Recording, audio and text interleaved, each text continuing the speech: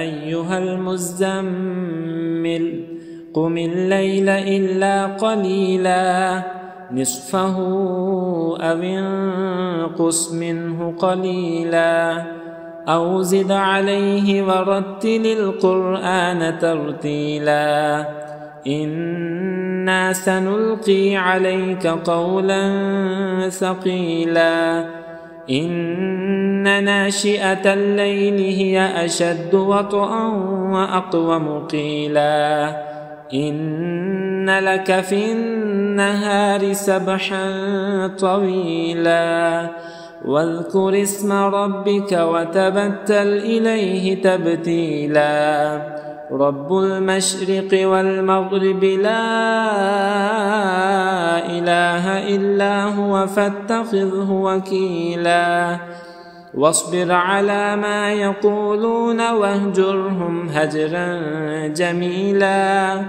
وذرني والمكذبين أولي النعمة ومهلهم قليلا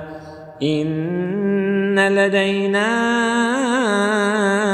أنكالا وجحيما وطعاما ذا غصة وعذابا أليما يوم ترجف الأرض والجبال وكانت الجبال كثيبا مهيلا إنا أرسلنا إليكم رسولا شاهدا عليكم كما أرسلنا إلى فرعون رسولا فعصى فرعون الرسول فأخذناه أخذا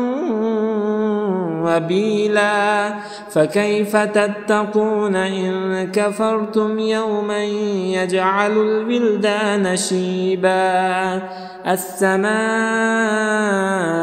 منفطر به كان وعده مفعولا إن هذه تذكرة فمن شاء اتخذ إلى ربه سبيلا إن ربك يعلم أنك تقوم أدنى من ثلثي الليل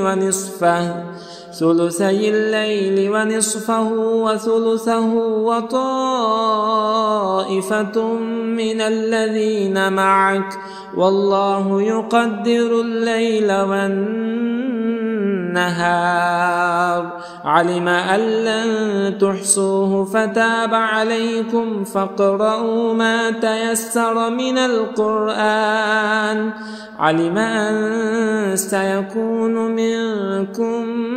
مرضى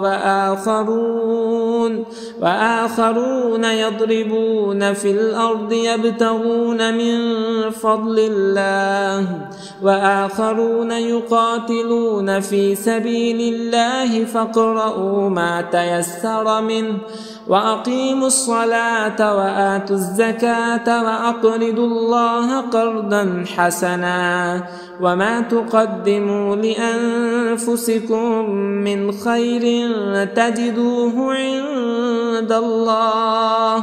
عند الله هو خيرا